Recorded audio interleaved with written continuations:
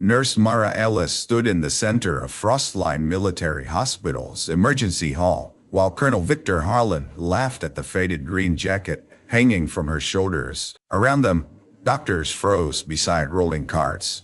Nurses stared at the floor, and uniformed visitors watched as if humiliation were part of the morning inspection. The jacket was old, too large, and repaired so many times the cuffs looked borrowed from another life. "Is that what passes for pride here?" the colonel said, lifting his chin. A nurse in a rag pretending it has history. Mara's throat tightened, but she did not cry. She only reached for the patient chart he had ordered her to drop. Then Harlan grabbed the jacket's loose lapel. The lining tore, a hidden patch flashed beneath the seam, and the colonel's smile vanished so completely that the whole hospital heard his breath catch. "Before the truth behind that patch comes out, tell us where you're watching from. Drop your country name in the comments, and subscribe if you enjoy stories of hidden heroes, quiet courage, hospital justice, sacrifice, and emotional reversal that turn an entire room silent." The cold inside Frostline Military Hospital never felt natural. It did not drift in from windows or slip beneath doors. It lived inside the walls, humming through the vents, riding the polished floors, touching every metal rail, every stainless tray, every white light above the emergency wing. Even the flowers beside the reception desk looked stiff, as if the air had trained them to stand at attention. Mara Ellis had worked in colder places. That was why she wore the jacket. It was not part of her uniform. She knew that. The nurse's dress code allowed navy scrubbed, clean shoes, badge visible, hairpin, nothing extra, unless approved by administration. But the heating system had failed in the East Wing 3 days earlier, and Mara's old field jacket was the only thing that kept her hands steady through 12-hour shifts. It hung on her like a memory too heavy for one person. Faded olive fabric, 2 missing buttons, a sleeve patched with different thread. The collar rubbed soft where years of weather and carrying had worn it down. Most people saw a thrift store coat that should have been thrown out. Mara felt something else whenever she put it on, a promise. At 7:20 that morning, the ward clerk whispered that Colonel Victor Harlan had arrived early. The name moved through the hospital like a sharp instrument. Harlan was not stationed at Frostline. He was visiting with a small group of uniformed officials and donors because the hospital's emergency wing was under review. He had a reputation for polish, discipline, and a smile that never reached his eyes. People respected his rank. Some feared his memory. He could recall an undone button from a meeting 6 months earlier and make the person wearing it feel as if they had failed their country. Mara had seen men like that before. She told herself that was all he was. Another officer who liked the sound of his own boots. Dr. Lena Cho met him near the nurse's station, her tablet tucked beneath one arm. She was the emergency department-led, compact and serious, with the kind of calm that made anxious families lower their voices. "Colonel Harlan," she said, "welcome to Frostline." He shook her hand, then looked around the hall. His gaze moved over the equipment, the staff, the framed commendations on the walls. It rested on each person just long enough to measure them. Then it stopped on Mara. His eyes dropped to the jacket. The corner of his mouth lifted. Mara felt it before he spoke. The little gathering of attention, the sudden silence, the shift of bodies waiting to see who would be embarrassed and who would be spared. "What is that?" Harlan asked. Dr. Cho followed his gaze. "Nurse Ellis has been helping cover the East Wing. The heat is still being repaired." "I asked what it is," Harlan said, still smiling. "Not why it is present." A young nurse behind the desk gave a nervous laugh, then immediately looked ashamed of it.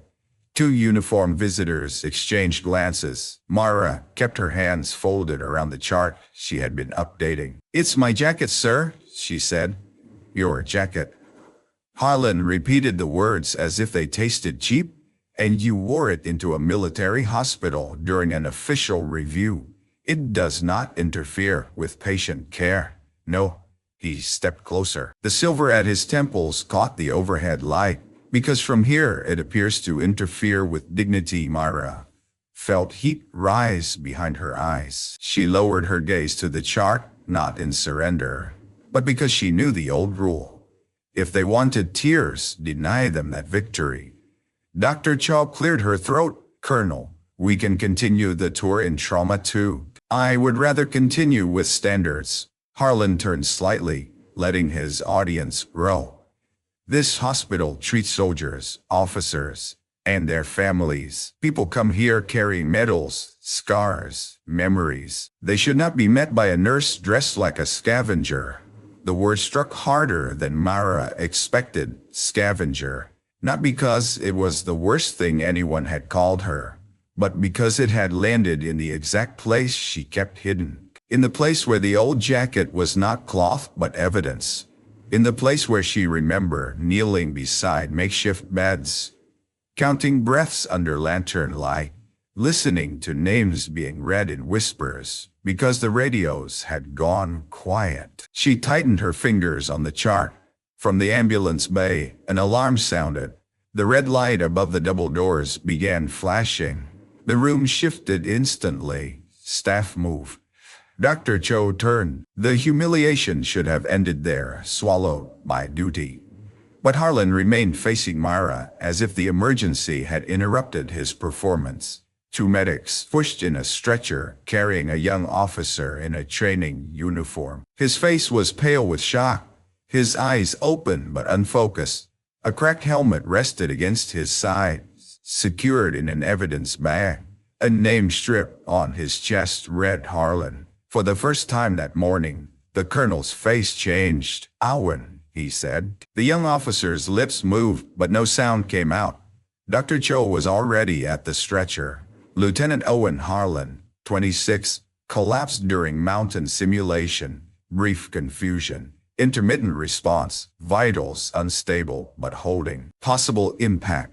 Possible exposure. Possible delayed neurological event.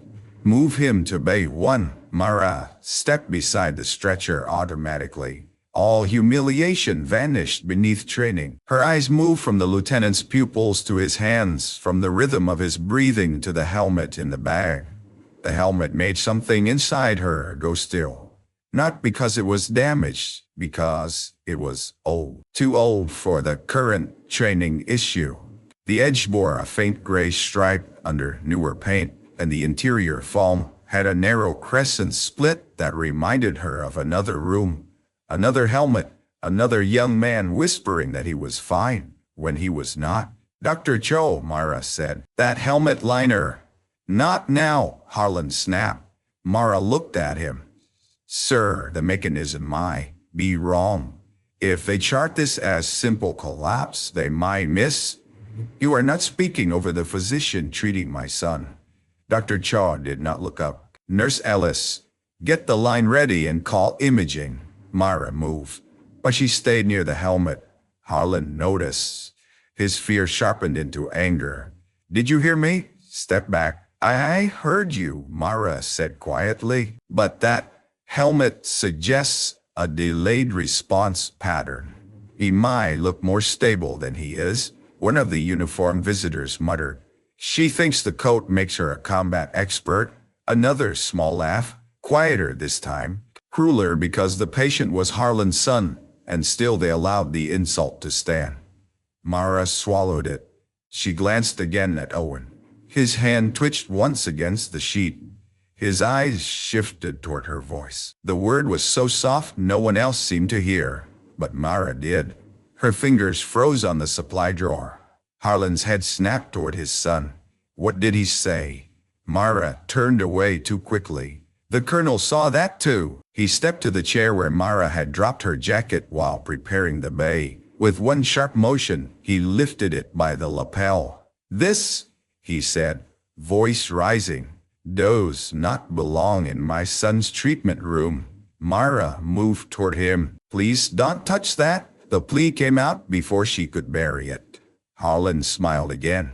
"Oh," he said, "now it has value." He jerked the jacket away from her reach. The old lining, weakened by years and hidden repairs, caught on the chair's metal corner. There was a ripping sound, not loud, but final. A triangular section of inner cloth peeled open. Something stitched beneath the lining flashed into the fluorescent light. A patch, small, worn, hidden for years. A blue-white lantern crossed by a silver wing. Beneath it, faded letters. Jericho Ward 17. Beneath those, one word stitched in thread, almost the color of ash. Lark. Colonel Victor Harlan stared at it. The color drained from his face, and for the first time since entering Frostline, he looked less like a man in command than a man confronted by a ghost. No one spoke. The emergency hall remained full of movement, but the treatment bay felt sealed away from time. Machines hummed, wheels squeaked somewhere beyond the curtain. A nurse called for a medication check in another room. Yet, inside Bay 1, all eyes were on the torn jacket dangling from Colonel Harlan's hand. Mara saw the patch exposed and felt the old world rise. Jericho Ward 17, a name that had been erased so thoroughly that official documents called it a temporary civilian aid station. A place that had held too many injured soldiers for too few beds. A place built in a school basement with generator lights and map paper taped over broken windows. A place where Mara had learned to make decisions quickly, softly, and without waiting for permission from men who were not there. She had hidden the patch herself, not because she was ashamed of it, because proof could become a burden when no one wanted it to exist. Harlan's mouth opened once, closed again. Dr. Cho looked from him to Mara. "Colonel?" He shoved the jacket back toward the chair as if it had burned him. "Continue treating my son." It was an order, but the force had left it. Mara reached for the jacket. Harlan's hand still held part of the sleeve. For a second, they both touched the same old fabric. His fingers trembled. Only Mara was close enough to see. "Let go," she said. The quietness of her voice made him obey. Dr. Cho's attention snapped fully back to Owen. "Nurse Ellis, imaging is ready. Portable scan is on its way," Mara said. "But we need to assume delayed pressure until cleared. Low stimulation, head elevated. Repeat neuro checks every 5 minutes. And please have respiratory on standby." Harlan stiffened at the authority in her tone. Dr. Cho studied Mara for half a second. Then she nodded. "Do it." That nod changed the air more than any apology could have. Mara moved. She did not rush in a frantic way. She moved the way she had moved during blackouts, during radio silence, during nights when panic was contagious and calm had to be built by hand. She dimmed the overhead light above Owen's eyes. She asked one nurse to document exact response times. She asked another to remove unnecessary visitors from the doorway. When the young nurse hesitated, Mara looked at her and said, "His brain needs quiet more than his father needs an audience." The nurse obeyed. Harlan heard it. His jaw tightened, but he did not argue. Dr. Cho leaned over Owen. "Lieutenant Harlan, can you hear me?" Owen's eyes moved. Blink once for yes, one slow blink. "Good. Do you know where you are?" His lips parted. "Cold," he whispered. Mara placed a warm blanket over his shoulders. Not the heavy kind. Not enough to trap heat, just enough to stop the shaking that wasted strength. Owen's gaze drifted toward her. His expression changed, not with recognition exactly, but with the ache of someone hearing a song from childhood. "Lantern," he breathed. Mara's chest tightened. Harlan stepped forward. "Owen." Dr. Cho raised a hand. "Colonel, please stay back. I am his father. And right now, you are also a stimulus." The words stunned the room. Colonel Harlan was not used to being managed like Norris. Mara almost respected Dr. Cho for it. The portable scan team arrived. As they prepared Owen for transfer, Mara lifted the evidence bag containing the helmet and turned it carefully beneath the light. The younger nurse who had laughed earlier, Erin, watched from the doorway. "It's just a helmet." Mara did not answer at first. She traced the outer shell without opening the bag. "No, it was repainted." "What?" "This model has an old impact liner. The outer shell was made to look current, but the inside is a previous generation. See the gray under the rim? Current issue has black composite edging. This one doesn't." Dr. Chaw glanced over. "You're certain?" "I have seen this mismatch before." Holland's voice cut in. "Where?" Mara met his eyes. "In places your official reports say I never stood." The words hit him like a slap he could not publicly acknowledge. Dr. Cho looked down at the helmet. "Would it change treatment?" "It changes what we trust," Mara said. "If they use the wrong helmet, the sensor may not have recorded the true force. A clear early scan might not tell the whole story. Watch his speech. Watch his pupils. Watch for sudden fatigue. He needs observation, as if the helmet underreported the event." Dr. Cho nodded again, this time faster. "Then we observe him that way." Harlan looked between them. He wanted to reclaim control. Mara could see the instinct in him. He had built a life on rooms obeying his voice. But his son lay still, and the nurse he had humiliated had just noticed something every officer in the doorway had missed. The scan team rolled Owen out. Mara followed, carrying the chart. Behind her, she heard whispers. "Jericho Ward, did you see the colonel's face?" "What is Lark?" She kept walking. "They aimed at Colonel's Bay." Frostline's walls were lined with framed photographs from old deployments and humanitarian missions. Most showed officers shaking hands, doctors standing beside helicopters, surgeons receiving plaques. There were no photographs of basement wards, no lanterns, no nurses whose names had been removed from lists. Mara had once told herself she preferred it that way. Recognition was dangerous. It made people ask why you survived. It made them expect answers you had buried beneath work. But as she walked beside Owen Harlan, the torn jacket folded over her arm, she felt something she had not allowed herself to feel in years. Anger. Not loud anger. Not reckless anger. A clean, awake anger. Colonel Harlan had not merely mocked an old jacket. He had mocked the last surviving cloth that remembered what others had chosen to forget. At imaging, Owen's condition shifted. It began with a pause, a tiny delay before he answered Dr. Cho's question. Then his right hand failed to squeeze on command. Dr. Cho's face hardened. "Repeat scan now." The technicians moved quickly. Harlan stood near the wall, helpless in a way rank could not repair. Mara watched the monitors, then Owen's face. She saw the change she had feared. Still not dramatic. Still easy to dismiss if one wanted comfort more than truth. But it was there. Dr. Cho saw it too. "Call neurology," she said, "and prep the observation suite." One of the residents looked startled. The first report from the field said low impact. Mara lifted the helmet bag. The first report trusted the wrong equipment. The resident looked at the helmet, then at her jacket. This time, no one laughed. When the updated findings came in, Dr. Cho closed her eyes for a brief second. Not in fear, but in acknowledgement. Mara had been right. The young lieutenant was not safe. He had arrived in the narrow window where a life could still be protected if someone believed the quiet signs before the obvious ones arrived. Dr. Cho turned to Mara in front of everyone. "Good catch," she said. Two simple words. Mara had heard medals described with less power. Harlan heard them too. His face remained pale, but now the pallor carried a second shade.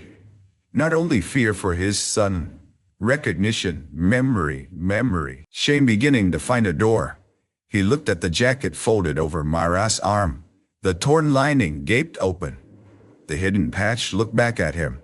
And then Colonel Harlan whispered something so softly that only Mara heard. That patch was supposed to be gone. Mara did not answer him. There were moments when truth mattered less than timing. A frightened father could wait. A colonel's guilt could wait. A hidden patch could wait one more hour after surviving 11 silent years. Owen could not. Dr. Cho ordered the observation suite cleared and converted for intensive monitoring. The room filled with controlled urgency. Clipped instructions, soft alarms, wheels locking, gloves snapping. Below voices, people who understood that panic was not a treatment plan. Mara stood at the center of it without claiming the center. She adjusted the room with small, precise choices. The extra lights were angled away from Owen's face. The door was kept half closed. The crowd was reduced to essential staff. She asked for a printed timeline from the training range, not just the electronic transfer note. The resident, a tall man named Dr. Vale, blinked at her. "We already have the summary. Summaries hide minutes," Mara said. "Minutes matter, Doctor." Vale looked to Dr. Cho.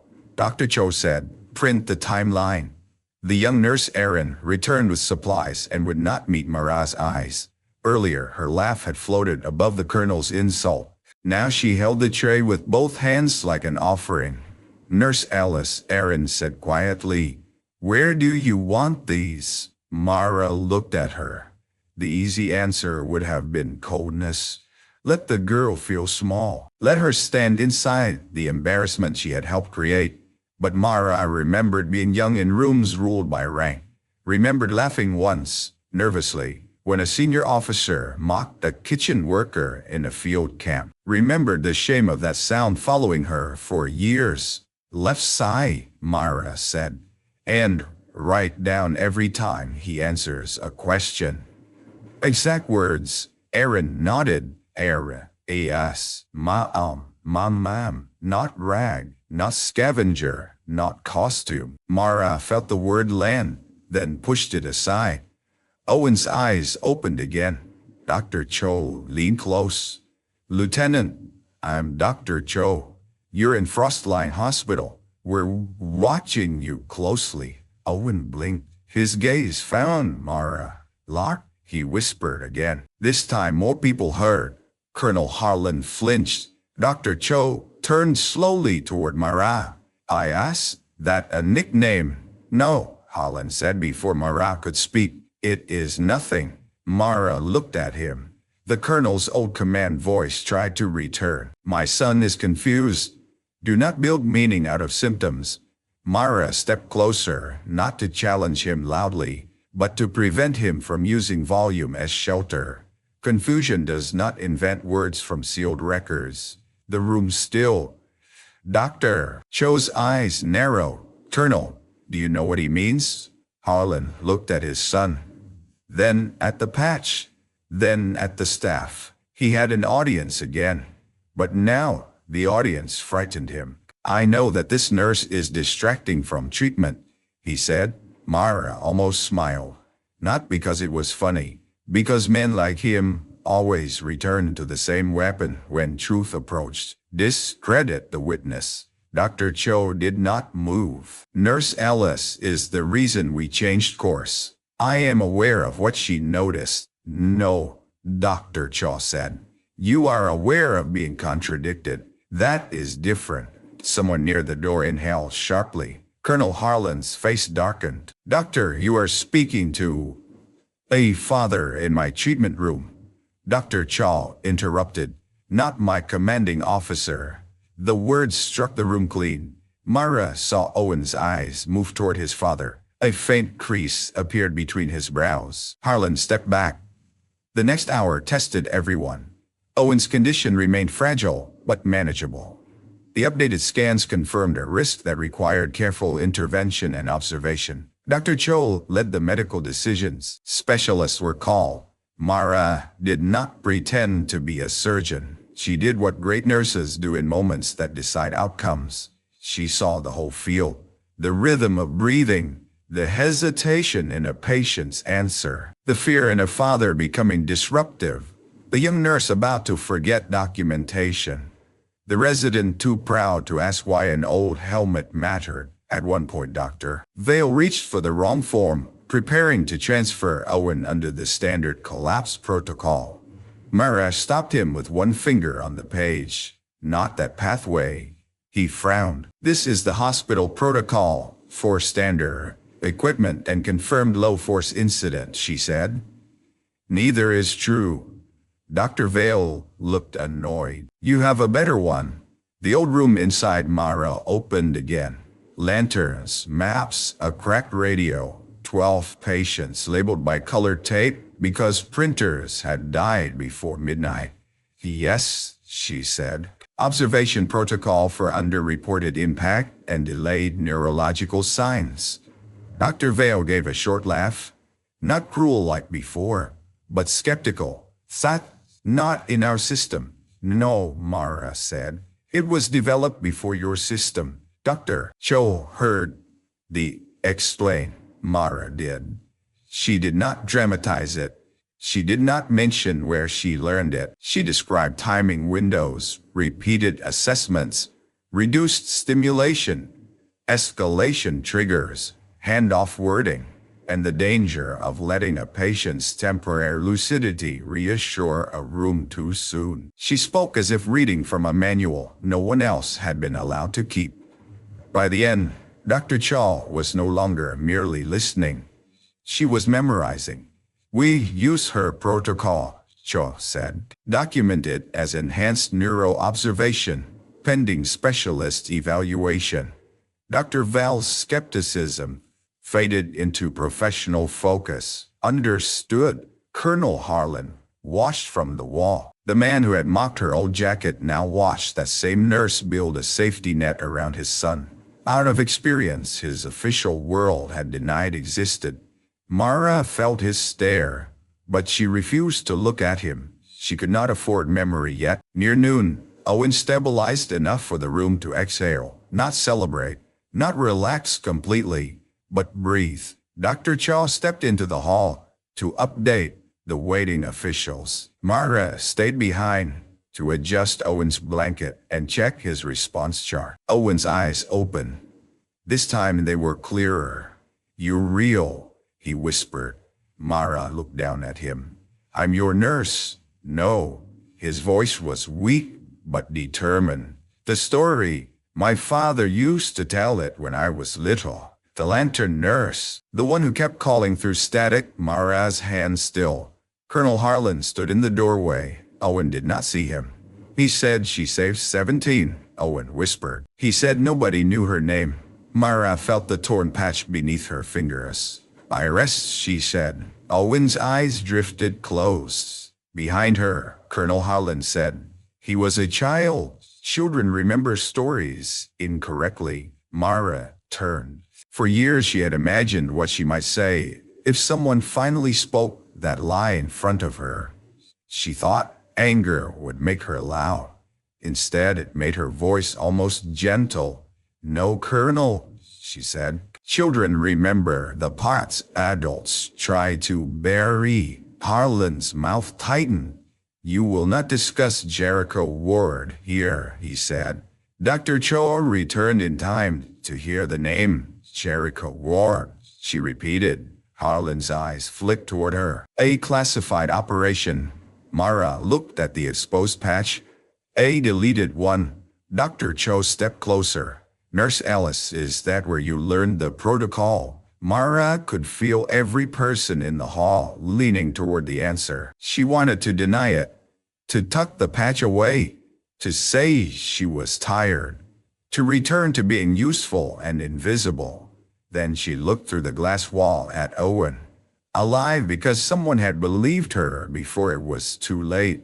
The hall went still. Colonel Harlan's face hardened, but the color did not return. Dr. Cho's gaze moved to the jacket. Then I think it's time. Someone explained why a nurse with that kind of experience has been treated in my hospital like an embarrassment. No one answered. Not Mara, not the colonel. But behind them, Aaron lifted the cracked helmet in his evidence bag, turning it under the light. Doctor, she said, voice shaking.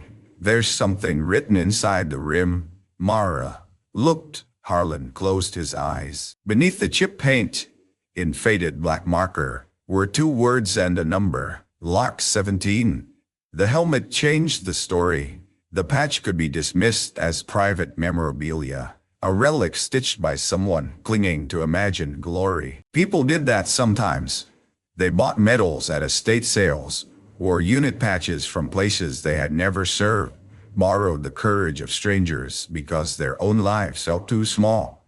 Colonel Harlan had been ready to imply exactly that. Mara saw it in him, the strategy forming behind his eyes, the careful public doubt, the suggestion that an old jacket did not prove anything, the subtle shift from mockery to investigation, from insult to accusation. Then Aaron found the writing inside the helmet, Lark 17, not printed by a manufacturer, not added for decoration, written in the hurried block letters of field identification, the kind used when supplies moved too fast, when equipment outlived records, when a helmet might pass from one injured soldier to another, because the living still needed protection. Dr. Cho took the evidence bag and held it beside the exposed patch, the lantern, the silver wing, the number 17, the word Lark, two objects years apart, telling the same story. Colonel, Dr. Cho said,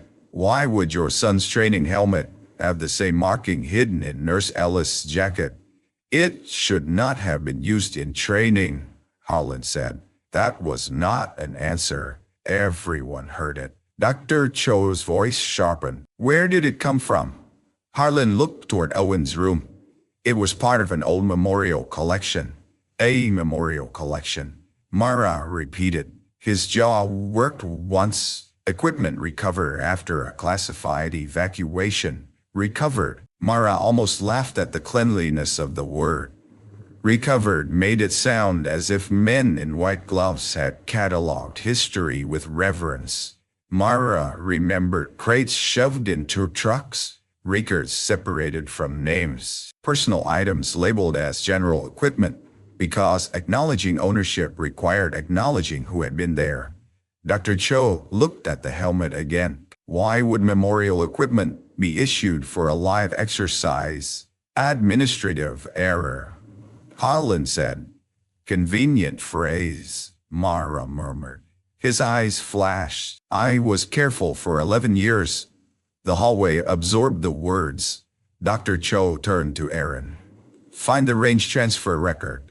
I want to know who signed this helmet into active use." Aaron nodded and hurried away. Harlan reached for his phone. "I will handle the equipment issue through command channels." "No, Dr. Cho Sierra. This helmet is part of my patient's medical record now. This is military property. And your son is my patient." The two stared at each other. Rank against responsibility. Responsibility won. Harlan lowered the phone. Mara watched him and understood something then. His fear was not only that the patch had appeared. It was that the helmet had appeared with it. The jacket was hers. He could attack her credibility, but the helmet had come from his world, his storage, his memorial cabinets, his curated version of the past, and now it had betrayed him. Later, while Owen slept under careful monitoring, Dr. Cho pulled Mara into a small consultation room. The walls were pale blue. A coffee machine sputtered on a counter. Someone had left a stack of donor brochures beside a box of tissues. The torn jacket lay on the table between them. For the first time all day, Mara sat down. Dr. Cho remained standing. "Tell me what Jericho Ward was." Mara looked at the jacket. "A hospital that officially never existed. Field hospital, basement hospital, temporary station, evacuation point, last stop before the mountain road closed." She touched the edge of the patch. "It depended on who was writing the report. And Lark, me call sign." Dr. Cho's expression softened, but she did not interrupt. Mara appreciated that. Sympathy could be intrusive when it arrived too early. "There was a joint operation near the border," Mara continued. "Weather collapsed. Communications failed. An evacuation convoy was separated from command. 17 soldiers and 2 civilian interpreters were brought into an abandoned school. We had 1 doctor for the first 6 hours, then no doctor for almost 12. Nurses ran the ward. Medics ran the halls. We kept people alive long enough for extraction. She paused. The coffee machine clicked behind her. The official report credited the evacuation to command coordination and surgical response after transfer. Jericho Ward became a footnote. Then the footnote disappeared. Dr. Cho sat across from her. Why? Mara's eyes moved to the door, though no one was there. Because if Jericho Ward existed, people would ask why command lost contact with us, why supply requests were denied, why the retreat order came before all patients were moved, why civilian medical staff were left off the roster. Dr. Cho absorbed it, and Colonel Harlan. Mara's fingers curled on the table. He was the operations officer who signed the final movement order. The words hung in the little room. He left you? Dr. Cho asked. Mara shook her head. It's not that simple. It rarely is. He moved the convoy that could move. Maybe he believed the rest of us were already gone. Maybe someone told him that. Maybe he chose not to check, because checking would have cost time he did not think he had. Her voice thinned. I spent years trying not to make one man into the whole story. But he erased your unit. He signed the version that did. Dr. Cho looked at the patch again. Why hide it? Mara smiled faintly. At first, because we were told not to speak. Later, because when I tried, records did not support me. People like clean heroes, not nurses with no paperwork asking why their names vanished. And the jacket? It belonged to Captain Elian Frost. Dr. Cho glanced up at the hospital name. Mara nodded. Yes, the hospital was renamed after him. He was one of the surgeons who came in after extraction. Brave man. Good man, but he was not there during the hours the report gave him. Dr. Cho understood. They built a hospital on a partial truth. Most memorials are partial truths. Outside the consultation room, footsteps approached. Erin opened the door, holding a printed form. Her face was pale. I found the helmet transfer, she said. It was authorized last night for ceremonial display during the colonel's visit. Someone moved the wrong case to the training demonstration, but there's another attachment in the archive. Dr. Cho, you need to see it. They followed her to the records terminal behind the nurse's station. Erin had pulled up a scanned file linked to the old memorial inventory. Most of it was dull. Item descriptions, storage numbers, exhibit notes. Then she scrolled to a photograph. Mara stopped breathing. The image showed the helmet years earlier before repainting. It sat beside a folded jacket and a small cloth patch. On the back of the photo, someone had written, items recovered from Ward 17. Nurse call, signed Lark. Identity unconfirmed. Identity unconfirmed. Identity unconfirmed. While she had been alive. Unconfirmed. While she had sent letters. Unconfirmed. While she had worked in the same country. Paid taxes. Renewed licenses. Held the hands of veterans who never knew she had once held the line for men like them. Dr. Cho whispered. My God. Colonel Harlan's voice came from behind them. That file is sealed. Mara turned. He stood at the edge of the station, rigid and pale. Not angry now. Not fully. Cornered. Dr. Cho faced him. Not sealed well enough. Harlan looked at Mara. For 1 second, the contempt was gone completely. What remained was older, smaller, and more human. I thought you were dead, he said. Mara felt the room tilt around those words. Then she saw the small flicker in his eyes. Not grief, convenience. You thought, she said, or you needed everyone else too. Colonel Harlan did not answer. In the silence that followed, The hospital seemed to divide itself into two worlds. In one, a decorated officer stood beneath clean lights, surrounded by plaques, donors, and polished floors. In the other, a nurse in a torn jacket stared at a man whose signature had helped turn her life into a blank space. Dr. Cho broke the silence first. "Colonel, I'm going to ask you directly. Did you know Nurse Alice was Lark?" Holland's eyes did not leave Maras. "Not when I walked in." That answer was careful, too careful. Mare heard what he did not say. Cho heard it too. "Did you know Lark survived?" His jaw tightened. "There were rumors." Mara gave a small nod. "There it is." Harlan's voice hardened. "You do not understand what happened after that evacuation. Reports were classified. Names were protected. Families were notified through channels. The region was unstable. If details had spread, my nursing license was not classified," Mara said. "Miras were not classified. The names of the people who stayed behind in that basement were not dangerous to national security. They were dangerous to careers." A few staff members had gathered nearby, pretending to sort supplies or update charts. No one moved away. Harlan's face flushed. "You think command is simple because you were never responsible for the whole field." Mara stepped forward. For the first time that day, her voice rose. "I was responsible for every person left in that room after the radio stopped answering." The words cracked through the ward. Even Harlan seemed struck by them. Myra lowered her voice again. "Do not lecture me about responsibility, because yours came with a desk and mine came with names I still hear when the lights flicker." Dr. Chaw placed a hand lightly on the desk, not interrupting, only grounding the moment. An alarm chimed from Owen's room, not the shrill alarm of disaster. A softer alert, but enough to end the confrontation instantly. Mara turned before anyone else. Duty again. Always duty. Inside Owen's room, his pulse had shifted with agitation as he began waking confused. He tried to lift his head.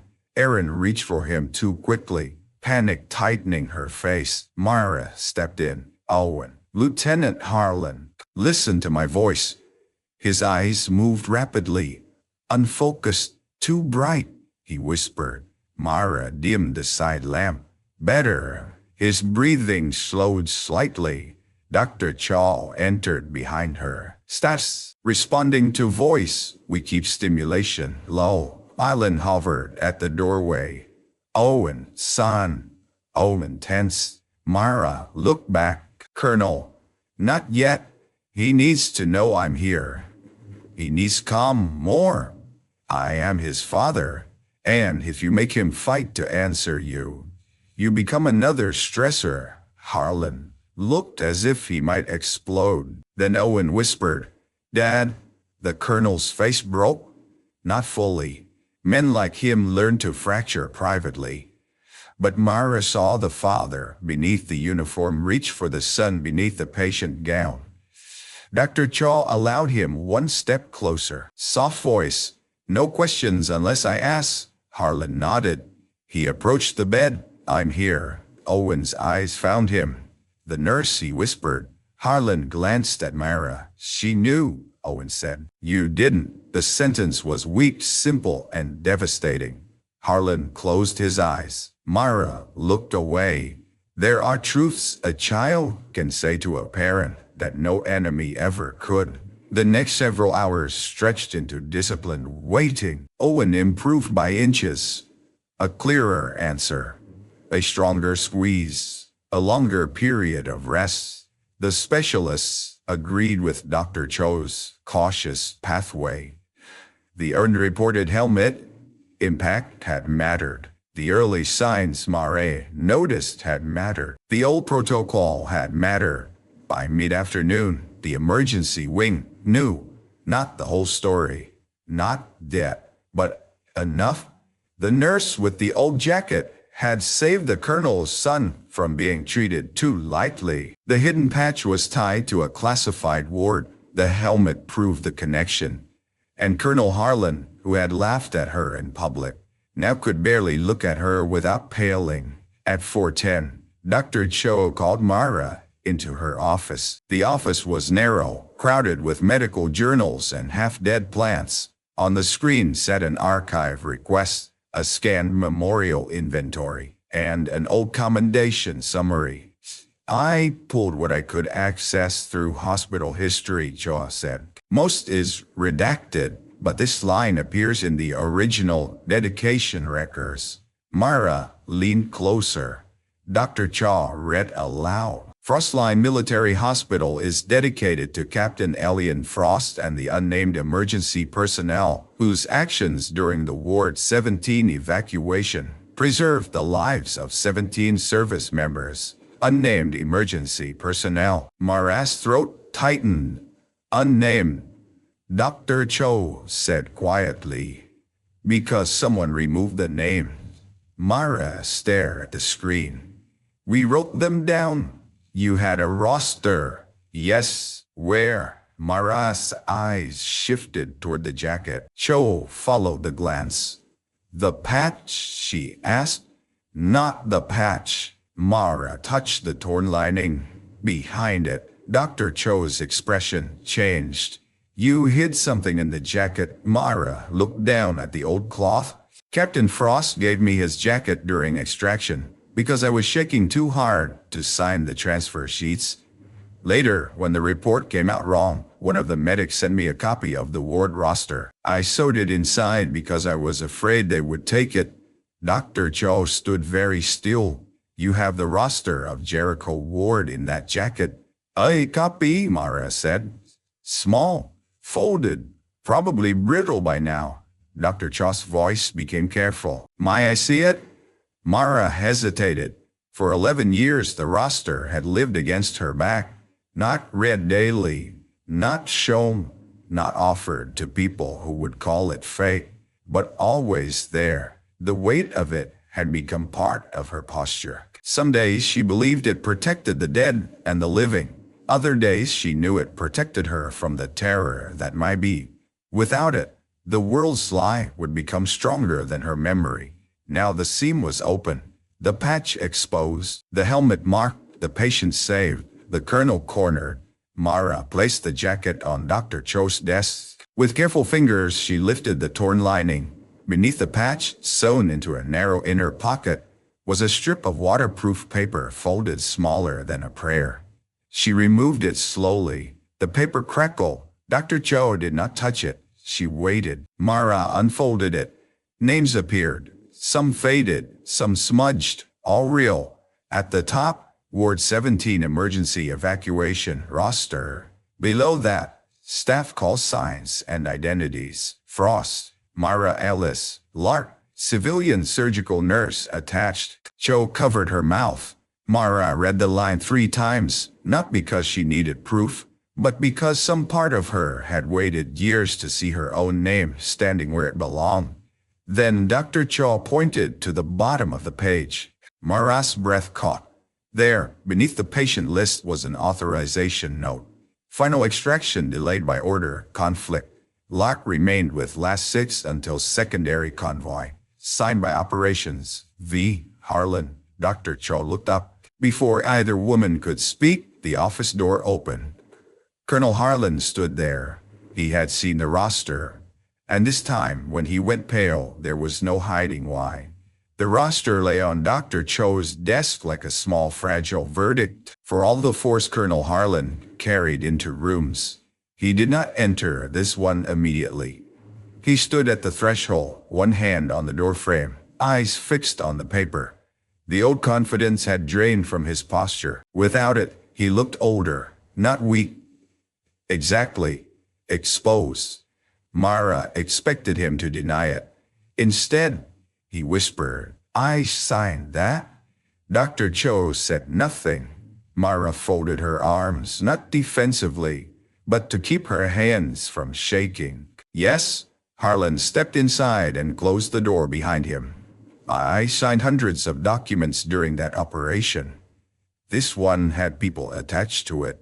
His face tightened. All of them did. No, Mara said.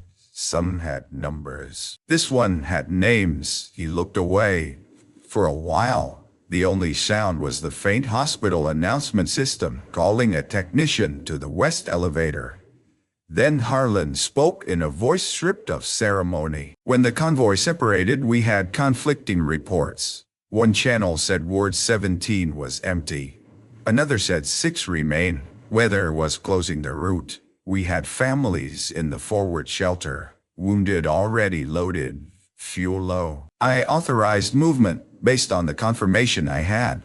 Mara listened, not because she owed him comfort, because truth required more discipline than anger. Lauder, Harlan continued. The secondary convoy made it through. You were alive. The 6 were alive. Frost received the official commendation because he was the ranking medical officer attached to the operation.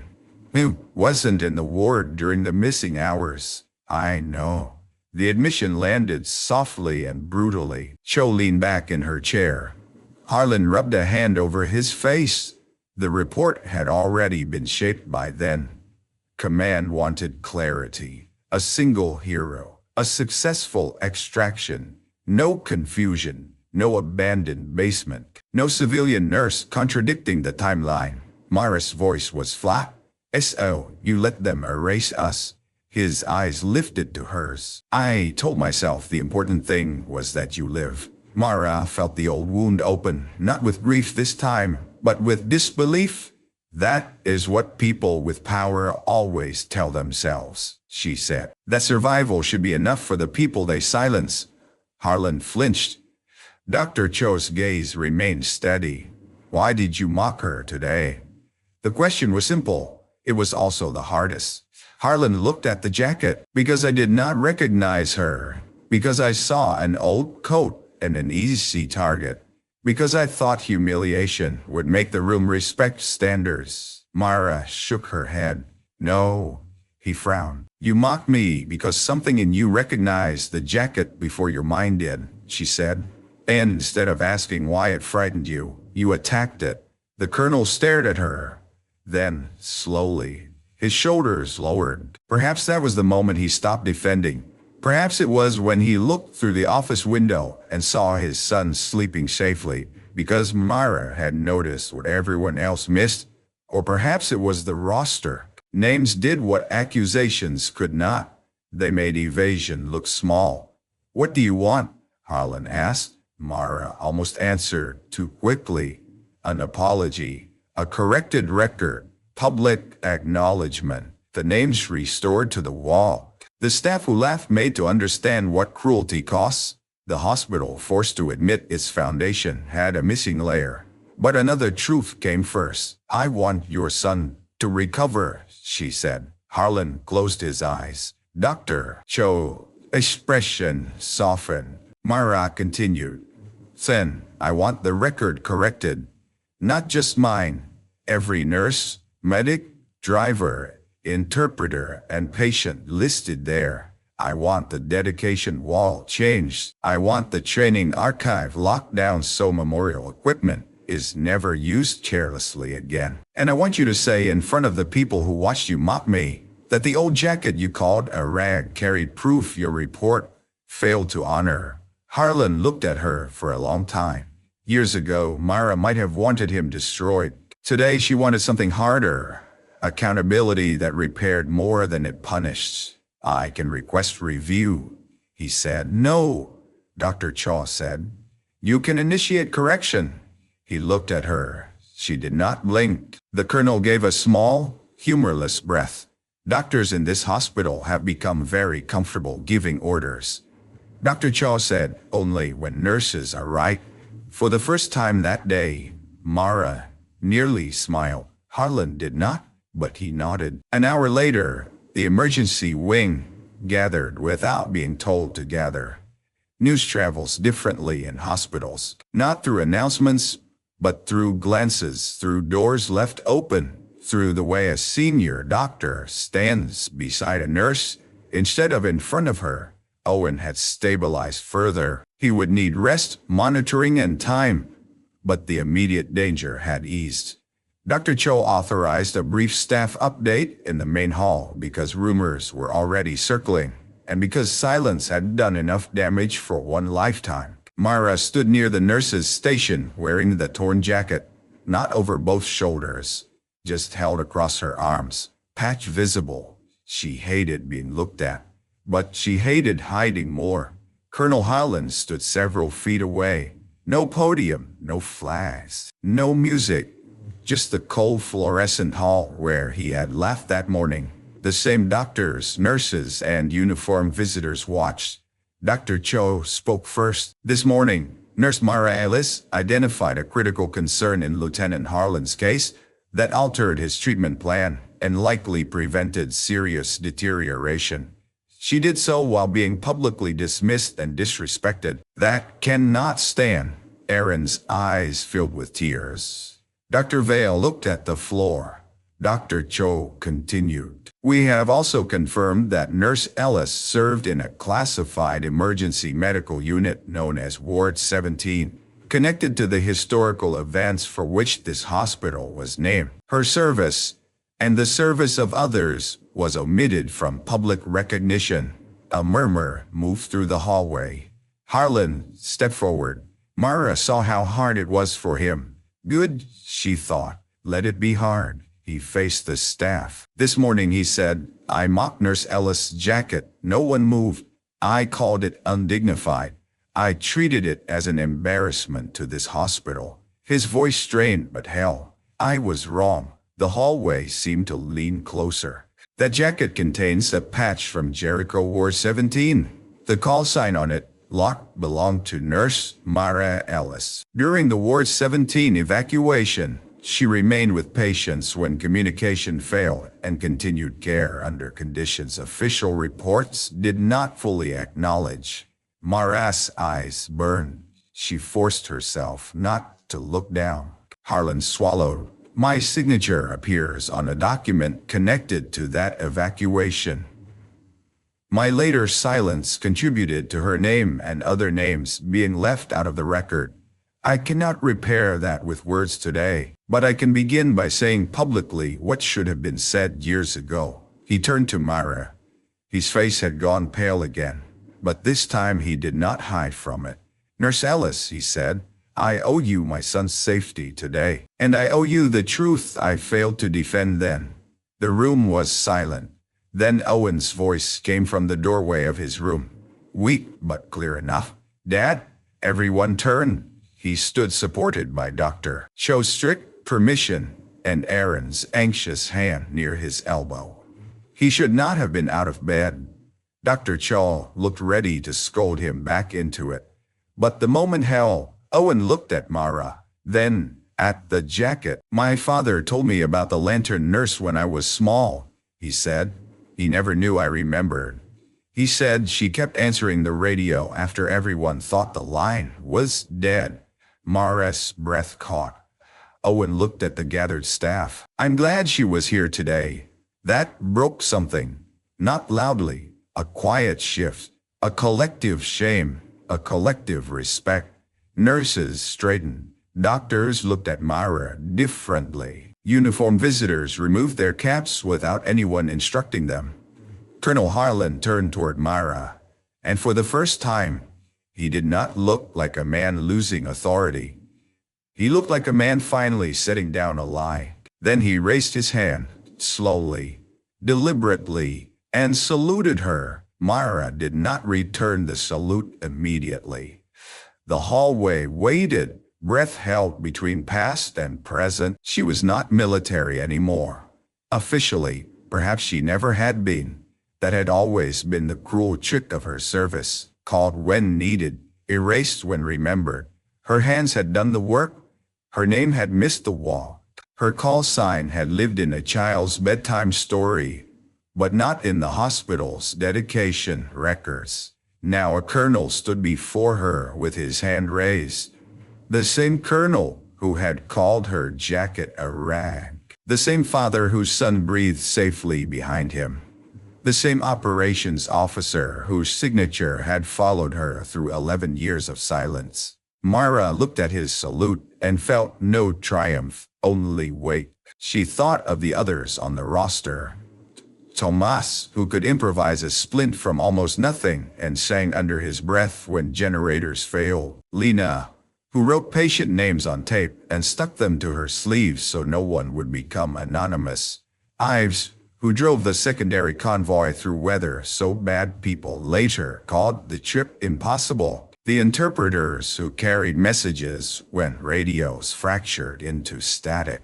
The patients who survived and were told a cleaner story than the one they had lived. This salute was not hers alone. So Mara shifted the jacket onto one arm and raised her hand, not sharply, not like a soldier showing perfect form, like a nurse returning something that had been held too long.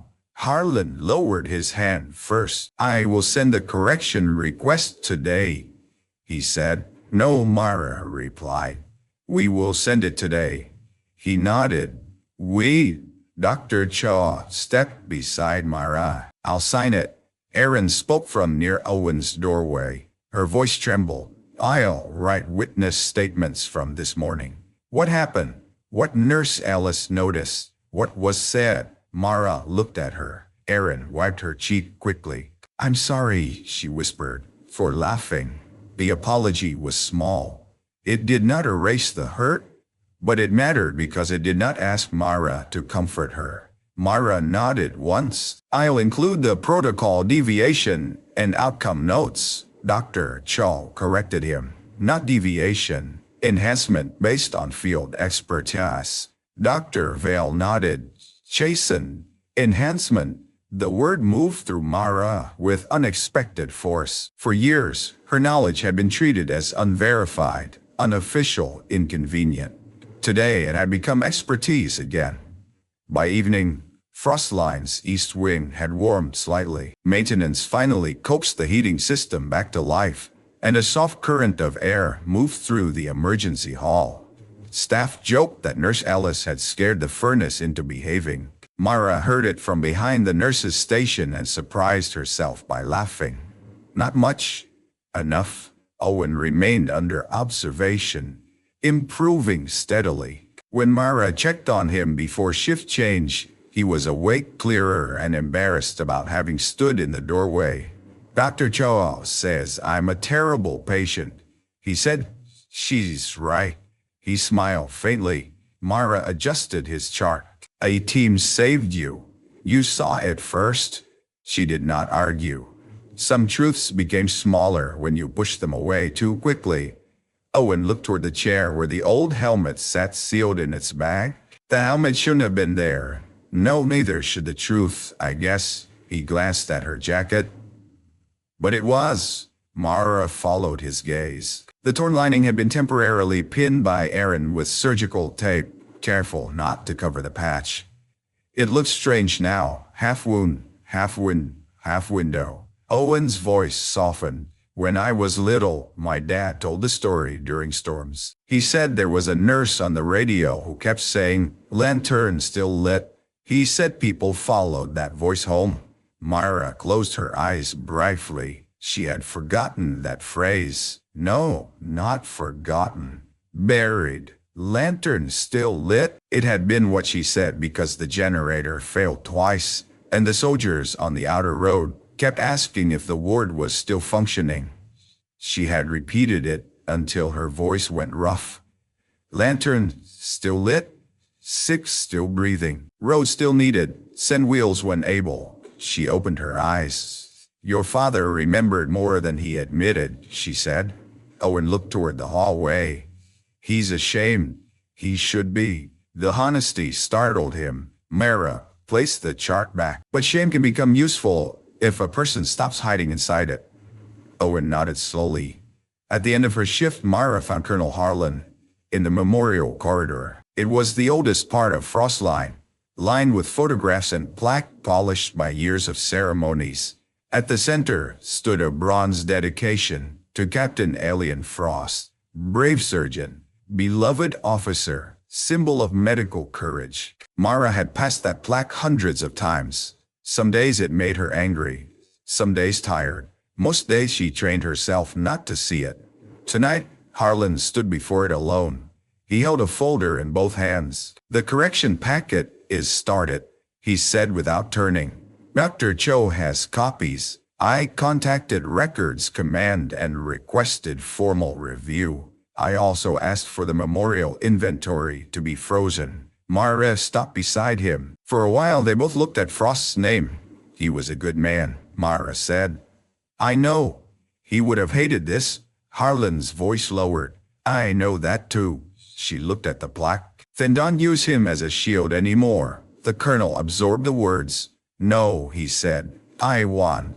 He opened the folder and removed a printed page. The roster copy. Beneath it was a new draft for the hospital dedication amendment. Mara read silently. "Captain Elian Frost and the emergency personnel of Jericho War 17, including Nurse Mara Ellis, call sign Lark, and the medical staff, medics, drivers, and interpreters, whose actions preserved life under extraordinary conditions." Her vision blurred. Not because the wording was perfect. It was not.